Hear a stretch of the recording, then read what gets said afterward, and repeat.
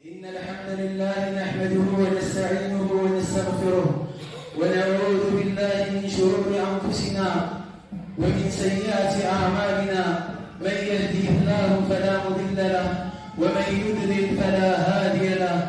وأشهد أن لا إله إلا الله وحده لا شريك له وأشهد أن محمدا عبده ورسوله صلى الله عليه وعلى آله وصحبه وسلم تسليما كثيرا.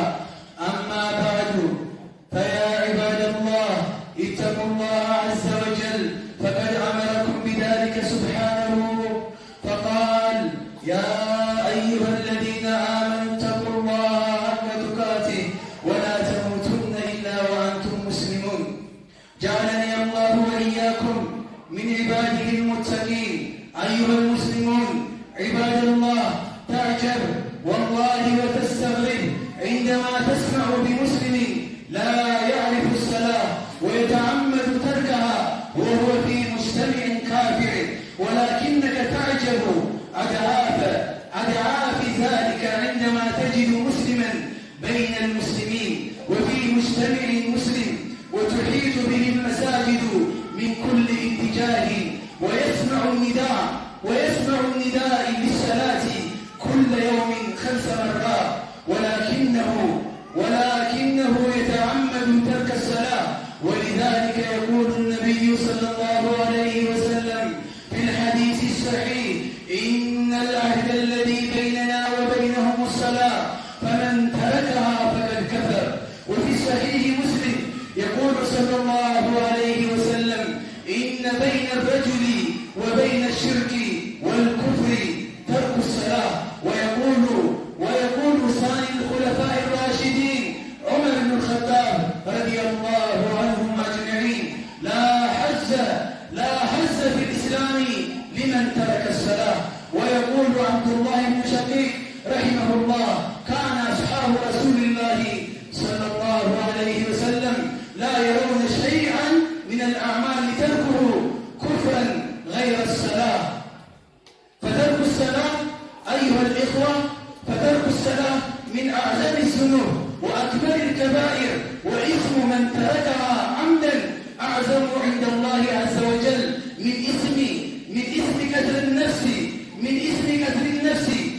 إثم الزنا، ومن إثم السرقة، ومن إثم شرب الخمر.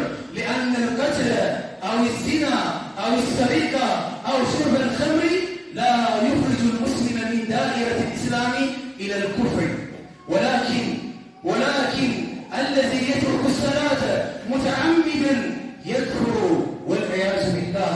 يقول تبارك وتعالى: فإن تابوا وأقاموا الصلاة وآتوا الزكاة فإخوانكم في الدين. ويقول عز وجل: فإن تابوا وأقاموا الصلاة وآتوا الزكاة فخلوا سبيلهم إن الله غفور رحيم. يوم القيامة أيها الإخوة، عندما يسأل أهل النار عن سبب دخولهم النار، يذكرون أن من أسباب تركهم للصلاة كما قال تعالى: ما سلككم في سقر؟ قالوا: لم نكن من المصلين ولم نطعم المسكين وكنا نخوض مع الخائضين وكنا نكذب بيوم الدين. فترك الصلاة عمدا أيها الإخوة ذنب عظيم وإثم كبير، ومن فعل ذلك فمآله خطير. ولكي يدرك ذلك تارك الصلاة فليعلم أن من تهاون بشأن الصلاة أو تكاسل عنها أو ترك فردا واحدا منها دون عذر الشرعي فإنه يستحق غضب الله وعقابه. نعوذ بالله من غضب الله. يقول تبارك وتعالى: فويل للمصلين الذين هم عن صلاتهم ساهون. ويقول سبحانه: فخلف من بعدهم خلف أضاعوا الصلاة واتبعوا الشهوات فسوف يلقون غيا. وفي الحديث الصحيح يقول النبي صلى الله عليه وسلم: من ترك الصلاة العصر فقد حبط عمله. وفي حديث ذكره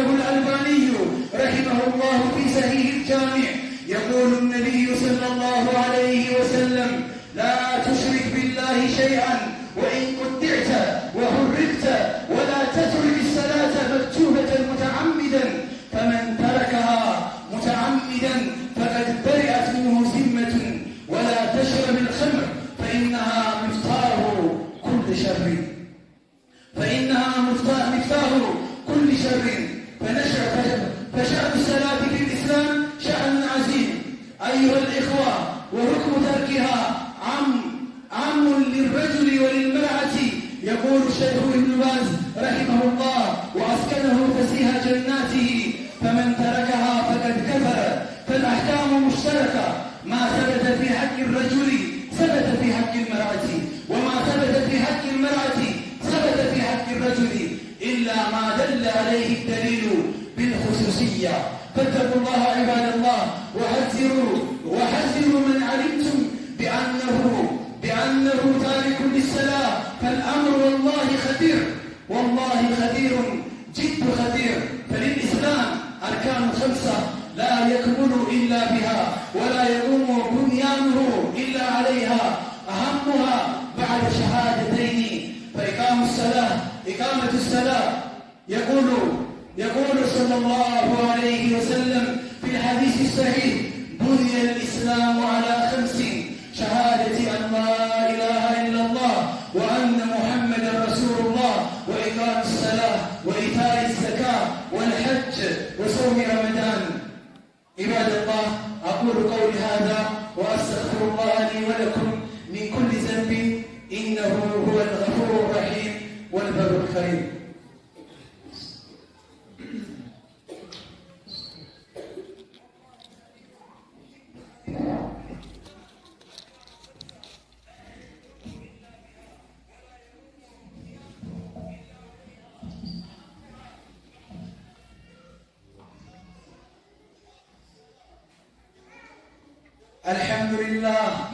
الحمد لله على إحسانه، والشكر له على توفيقه وامتنانه، وأشهد أن لا إله إلا الله وحده لا شريك له تعظيما لشأنه، وأشهد أن محمدا عبده ورسوله الداعي إلى رضوانه، صلى الله عليه وعلى آله وأصحابه وسلم تسليما كثيرا.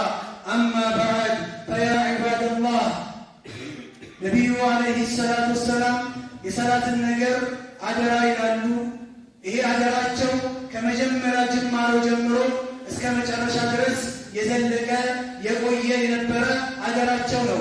የአላህ መልእክተኛ አላህ ሱብሓነሁ ወተዓላ ዒባዳዎችን ለሳቸው ሲያካፍል በጅብሪል አማካኝነት እያንዳንዱ ዒባዳ ፈርድ መሆኑ ግዴታ መሆኑ ሲገለጽ፣ ሰላትን ግን አላህ በራሱ በቀጥታ ያለምንም ዋሲጣ ያለምንም ጣልቃ ገብነት በራሱ ቀጥታ ነው ለነቢዩ ዓለይሂ ሰላቱ ወሰላም አማናን የሰጣቸው። ታዲያ ይሄ የሰላት ጉዳይ በጣም ወሳኝ የሆነ አንድ ሙስሊምና ከሃዲ በመባል ወይም ሙስሊም ነው አይደለም በማለት መሀል ላይ ያለ ግርዶሽ የሰላትና የሰላት ጉዳይ ነው። ነቢዩ ዓለይሂ ሰላቱ ወሰላም ታመው እንኳን መጨረሻ ላይ ገርገራ ላይ ሆነው እንኳን ሊሞቱ የተቃረቡበት ወይም የሞቱበት በሽታ ላይ ሆነው እንኳን የአላህ መልእክተኛ ሀልሰለና ሲሏት ነበር እናታችን አይሻ።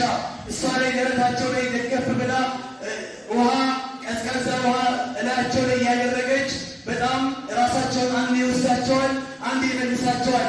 በሚመልሳቸው ሰዓት ላይ ነቢዩ ሰሃቦች እየጠበቁ ነበር በነቢዩ እንሰግዳለን ብለው። ከዛ ራሳቸውን ሲያውቁ ሀልሰለናስ ሰዎች ሰገዱ ይላሉ።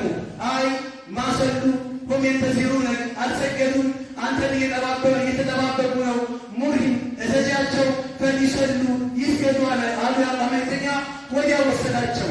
አሁንም ከተመለሱ በኋላ ራሳቸውን ሲያውቁ ሰዎች ሰገዱ ወይ ብለው አይሻን ጠየቋት። አይ አልሰገዱም፣ እርሶን እየጠበቁ ነው አለቻቸው። እዘዣቸው ይስገዱና ይጠብቁኝ አሉ የአላህ መልእክተኛ። በሶስተኛውም ጠየቁ ራሳቸውን ሲያውቁ ሰዎች ሰገዱ ወይ? ኧረ አልሰገዱም፣ እየጠበቁ ነው። አንድ ሰው በእስልምና ላይ ምንም ዕጣ ድርሻ የለውም፣ ምንም ዕጣ ፋንታ የለውም ሰላት ያልሰገደ ሰው። ስለዚህ ይስገዱ ሸሪያቸው ብለው ቆጣ ብለው ተናገሩ የአላህ መልእክተኛ። ሊሞቱ ሲሉ የአላህ መልእክተኛ የመጨረሻ ንዛቢያቸው የነበረው ይሄ ነበረ። አሰላ ወማ መለከት አይዲኩም፣ ሰላትን አደራ፣ ሰላትን አደራ፣ ሰላትን አደራ። በእጆቻችሁ ላይ ያሉ ባሮችንም ደግሞ አደራ አትበድሏቸው፣ አታሰቃያቸው ብለው ነበረ የአላህ መልእክተኛ የሞቱት። ሰላት የማይሰግዱ ሰዎች ካፊር ናቸው ይላሉ ዑለሞች። ሰላተል ጀናዛ አይሰገድባቸውም ይላሉ።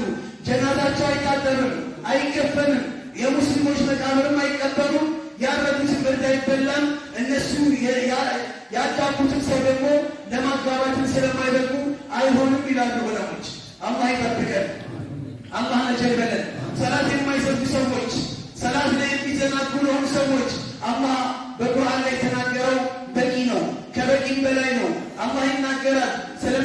ሰዎች ስለ ጥሩ ሰዎች ታሪካቸውን ገድላቸውን ነገረንና መጨረሻ ላይ ከነሱ በኋላ እነሱን የሚተኩ ሰዎች የማይረቡ ሰዎች እንደሆኑ ሲናገር ምን ይላል? ፈኸለፈ ሚን ባዕድህም ኸልፉን አዳዑ ሰላህ ወተበዑ ሸሃዋት ፈሰውፈ የልቀውነ ገያ።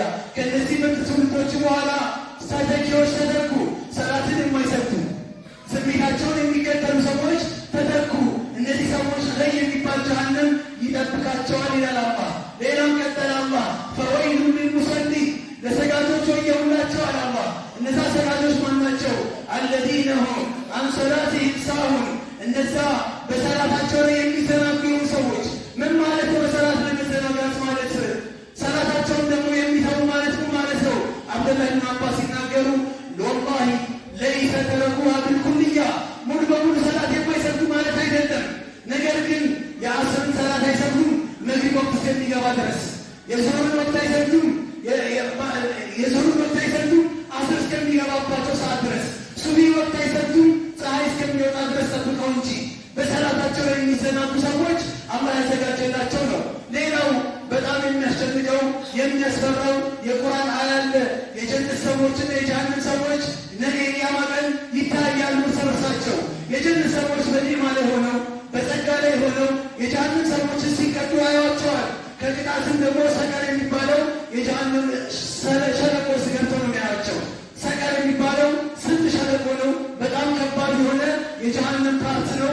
ማሰለቀኩም ፊ ሰቀር፣ ምንድነው ለመሆኑ ሲሰቀር የሚባለው ጀሃነም ውስጥ የከተታችሁ ለዚህ ያበቃችሁ ለክፉ ስራ ብትሰሩ ነው ምንድነው ብሎ ሲሏቸው የሚመልሱት እነሱ የጀሃነም ሰዎች አላህ ነጃ ይበለንና ቃሉ ለም ነኩ ሚነል ሙሰሊን፣ እኛ ከሰጋጆች አልነበርም ብለው ይመልሳሉ። እኛ ስለማንሰግድ ስለነበር ነው ይላሉ። ይህን እነዚህ ሶስቱ ገይ ወይ እና ሰቀር የሚባሉ ጀሃነሞችን በተመለከተ የአላህ መልእክተኛ ስለ እነዚህ ከባድ ከመሆናቸው የተነሳ ምን ይላሉ መሰላችሁ? ዱንያ ላይ ያሉ ተራራዎች እንዳለ ተጨምቀው እነዚህ ጀሃነም ውስጥ ቢወረወሩ ልክ እሳት ላይ እሳትን ያየ ላስቲክ ኩምሽሽ እንደሚለው ኩምሽሽ ይላሉ አለ አላህ መልእክተኛ። የእኛ ሰውነት ይህን ይችለዋል እንዴ ታዲያ? ኢባደላህ እንችለዋለን እንዴ? ምን አሉ አላህ መልእክተኛ ቀጣይ ሲናገሩ ስለነዚህ ሶስት ጀሃነሞች ሲናገሩ ለሰጋጆች ስለተዘጋጀው ለማይሰግ አይደለም፣ ለሚሰግ ሰው በሰላቱ ለሚዘናጋ ሰው ስለተዘጋጀው ጀሃነም ሲናገሩ አሸረፈል ኸልቅ ምን አሉ? ዋና ጀሃነም በቀን አላህ ጋር አላህን 70 ጊዜ ትማጸነዋለች። አላህ ሆይ እነዚህ ጀሃነም ሳፊት ከተግ ብለች ጀሃነም ራሷ ትናገራለች። አላህ ልጇ ታደርጋለች። አላህ ይጠብቀን። ከባድ ነው ሰላት አለመስገድ። በነቢዩላህ ሙሳ ጊዜ አለይሂ ሰላም አንድ ሴት ልጅ መጣች። ነቢዩላህ ሙሳ ያሉበት የራሳቸው ሆፋ ላይ ገባች። ከዛ አንቱ የአላህ መልእክተኛ አለቻቸው። አቤት እኔ ትልቅ ጀሪማ ወንጀል ፈጽሜያለሁ አለች። ምንድነው ወንጀልሽ? ዝሙት ሰራሁ አሏት አለቻቸው። ኢና ሊላሂ አሉ። በጣም ገረማቸው። እሱ ብቻ አይደለም አለች እና በዝሙት እንደማር ግሼ ወልጃለሁ አለች። ውጪልኝ አሏት። ውጪልኝ ከእሳት ዝናብ ከሰማይ ዝናብ የእሳት ዝናብ እንዳታዘንብብን ውጪልኝ ብለው አመናጭው አወረዷት። ወዲያውኑ አላህ ጅብሪል ላከ። አንተ ሙሳ ሆይ ያ ሙሳ አንተ ሙሳ ሆይ ከዚች ሴትዮ የበለጠ ወንጀለኛ አታውቅም እንዴ? አንተ ጅብሪል ሆይ ከዚህ ሴትዮ የበለጠ ወንጀለኛ አለ እንዴ? አዎ አለ። ማን ነው እሱ? ታሪክ ስራ ሰላት የማይሰግድ ሰው ከዚች ሴትዮ የበለጠ ነው። ሰላት የማይሰግድ ሰው ከዝሙተኛ የበለጠ ወንጀለኛ ነው። ዝሙት ከሚሰራ ሰው የበለጠ፣ ኸምር ከሚጠጣ ሰው የበለጠ፣ ወለድ ከሚበላ ሰው የበለጠ፣ ትላልቅ ወንጀሎችን ከሚሰራ ሰው የበለጠ ሰላት የማይሰግድ ሰው ይበልጣል። የእሱ ወንጀል ይበልጣል። ለምን ይላሉ? እነዚህ ወንጀሎች ተውበት አላቸው። እነዚህ ወንጀሎች ያው ወንጀል ነው ከአላህ ጋር ያጣላሉ ለጊዜው፣ ግን ከእስልምና ያስወጡ። ሰላት አለመስገድ ግን ከእስልምና ያስወጣል። ዒባደላህ አንድ በሰለፎች ዘንድ አንድ ወንድም እህቱ ሞታበት ይቀራታል። ከጀማ ጋር አብረው ከቀበሯት በኋላ ወደ ቤት ሲመለስ ጀማው ከተበታተነ በኋላ ደረት ኪስ ውስጥ ገንዘብ ነበረ። ያ ገንዘብ የት እንደገባበት ግራ ገባው። መጨረሻ ላይ ሲያስታውስ እዛ ቀን ውስጥ እንደወደቀበት ያስታውሳል። ግራ ቀኝ የሚከተለው ሰው እንደሌለ ሲያረጋግጥ ቀጥታ ወደ እህቱ ቀብር ጋር ሄደ። እህቱ ቀብር ሄዶ አካፋ ይዞ መጥቶ ያን ቀብር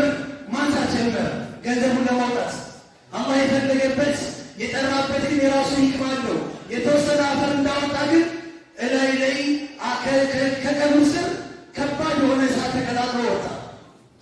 ይቺ ሴት እየተቃጠለች ነበር ቀብር ውስጥ። በጣም ደነገጠ። አፈሩን የሚችለውን ያህል መለሰ። ወደ አፈር የተወሰነ ገርፎት እየሮጠ እናቱ ጋር ተመልሶ ሄደ። ያ ኡማ እናቴ ሆይ እህታችን እህቴ ምን አይነት ሰው ነች? ስለ እህቴ ንገሪኝ እስቲ፣ ምን አይነት ሰው ነች እህቴ ብላ ተናገረች። ጠየቃች እናቱ። ምን አለች እናትየው? እህት እንደምታያት መልካም ሰው ነች፣ ጥሩ ሰው ነች። ምን በለም ጠየቀኝ፣ አላህ ይዘንላት አለች። አይ እናቴ የእናትነት አንጀት ይዞሽ አትደብቂላት፣ ስለ እናቴ የሆነ ነገር ስላየው ነው ንገሪኝ አላት። አስጨንቆ ሲጠይቃት እናት እህት ጥሩ ሰው ነች፣ መልካም ሰው ነች፣ ኸይረኛ ነች። ነገር ግን አንድ ነገር ብቻ ታስቸግረኝ ነበረ። እሱ ምንድን ነው? ሰላት ትሰግዳለች፣ ግን ወቅቱን አትጠብቅም ነበረ። ወቅቱን ታዛባ ነበር። እንደፈለገች ነበር የምትሆነው በሰላት ላይ። ምንድን ነው ስትል ወላሂ እሳት ሲቀጣጠልባት ከበኋላ አላህ አሳይናል። ሰላት የማይሰግዱ ሰዎች ከፊርዓውን ከነ ፊርዓውን ጋር ከነ ሃማን ጋር ከነ ቃሩን ጋር ከነ ኡበይ ብኑ ኸለፍ ጋር አላህ ምድር ላይ ከፈጠራቸው ሙጅሪም ከሚባሉ ሰዎች ጋር ከነሱ ጋር ነገ ቂያማ የሚቀሰቀሰው ቅጣት ቀብሩ ላይ ይጀምርበታል። በዱንያ ላይ የተጨናነቀ ሕይወት ያኖረዋል። አኼራ ላይ እነዚህ ቅድም የጠቀስናቸው ሶስቱ ጀሃነሞች ይጠብቁታል። ኑር የፊት ኑሩን አላህ ይገፋዋል፣ ያነሳበታል። ሪዝቁን በረካ አላህ ይወስድበታል። ሲሳዩን አላህ ያጠብበታል። ቤተሰቦቹን ያሳምጽበታል። ሚስቱ ታብጽበታለች፣ ልጆቹ ያምጹበታል።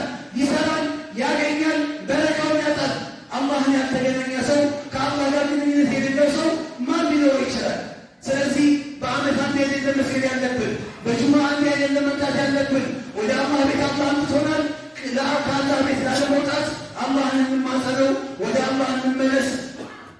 አላህ ያገራልን። አላህ ካገራላቸው ባሮች አላህ ያድርገን።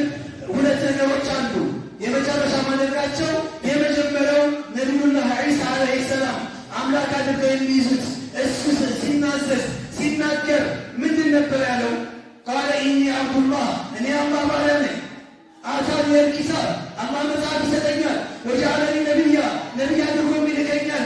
ወጀዐለኒ ሙባረከን አይነማ ኩንቱ፣ ባለሁበት ቦታ ላይ አላህ በረካውን ያደርግልኛል፣ የተባረኩ ያደርገኛል። ወአውሳኒ አደራ ብሎኛል አላህ ቢሰላቲ፣ ሰላት እንድሰጥ፣ ወዘካቲ፣ ዘካይንም እንድሰጥ። እስከ መቼ ድረስ? በዓመት አንዴ ነው እንዴ? በሳምንት አንዴ ነው እንዴ? ማዱቱ ሀያ፣ በሕይወት እስካለው ድረስ አላህ አደራ ብሎኛል። የአላህ አደራ ነቢዩላህ ዒሳም ተቀብለዋሉ። ነቢዩም ዓለይሂ ሰላቱ ሰላም የአላህን አደራ ተቀብለዋሉ። ምንድነው እሱም አደራ?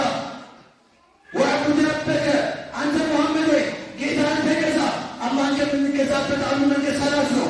ጌታን ተገዛ። እስከ መቼ ድረስ? በዓመት አንዴ ረመዳን ላይ አይደለም፣ በሳምንት አንዴ ጁማ አይደለም፣ ሲነሽጠን ነው አይደለም፣ ስናገኝ ነው አይደለም፣ ሲከፋን ብቻ ነው አይደለም። ሀታ የእትየከል የቂን አይሞት፣ ሞት እስከሚመጣ ድረስ ከኔ ጋር እስከምትገናኝ ድረስ ከኔ ጋር በኢባዳ ላይ በርትተ በሰላት ላይ ጠንክረ እንገናኝ ብሏቸዋል አላህ። ይሄ ትእዛዝ ደግሞ ለሁላችንም ነው። አላህ ያግራለን፣ አላህ ያግራለን። አላ ወሰሉ ዐለ ልበሺር ነዚር والسراج المنير فقد أمركم بذلك اللطيف الخبير فقال جل من قائل عليما إن الله وملائكته يصلون على النبي يا أيها الذين آمنوا صلوا عليه وسلموا تسليما وارض اللهم عن الصحابة الغرر أبي بكر وعمر وعثمان وعلي وعن الصحابة الباقين ومن تبعهم بإحسان إلى يوم الدين وعنا معهم برحمتك يا أرحم الراحمين. اللهم إنا نسألك أن تنصر الإسلام، اللهم إنا نسألك أن تنصر الإسلام وتعز المسلمين وتحمي حوزة الدين وتزيل الشرك والمشركين وتنصر من نصر الدين وتجعل بلدنا هذا آمنا وسائر بلاد المسلمين. اللهم جنبنا الفتن ما ظهر وما بطن واحفظ لنا أمننا وعقيدتنا ووحدتنا وولاة أمرنا يا رب العالمين. اللهم من أرادنا بسوء، اللهم من أرادنا بسوء وأراد أهلنا وأراد أموالنا وأراد أعراضنا فأشغله بنفسه قبل أن يصل إلينا مكره. اللهم أشغله بنفسه واجعل كيده في نهره يا قوي يا عزيز. ربنا آتنا في الدنيا حسنة وفي الآخرة حسنة وقنا عذاب النار. عباد الله، إن الله يأمر بالعدل والإحسان وإيتاء ذي القربى وينهى عن الفحشاء والمنكر والبغي يعظكم لعلكم تذكرون. فاذكروا الله العظيم يذكركم واشكروه على نعمه يزدكم ولذكر الله أكبر والله يعلم ما تصنعون. قوموا إلى صلاتكم يرحمكم الله. إن الحمد لله نحمده